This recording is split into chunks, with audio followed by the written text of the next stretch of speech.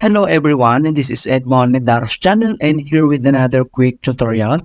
At sa video ito ay tuturo ko on how to delete saved passwords in Google Chrome.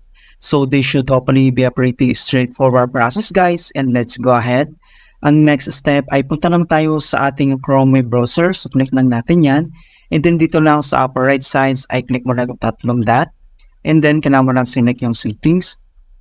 Dito sa settings ay kailangan mo lang select yung autofill and password. So click lang natin yan.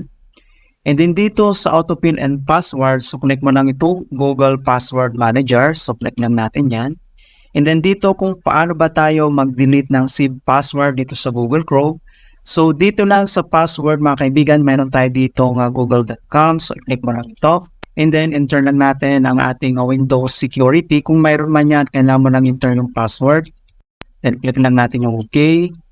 Alright, so mag-a-appear ito mga kaibigan ang ating google.com and then may password dito. Okay, so kailangan mo lang i-click tong delete. Ayan, so ganun lang po kasimple mga kaibigan kung paano tayo mag-delete ng saved passwords in Google Chrome. Alright, so please don't forget to like this video and subscribe to my channel for more helpful tutorials and tips. And if you have any questions or suggestions, please leave them in the comment down below. Thank you guys and see you in my next tutorial.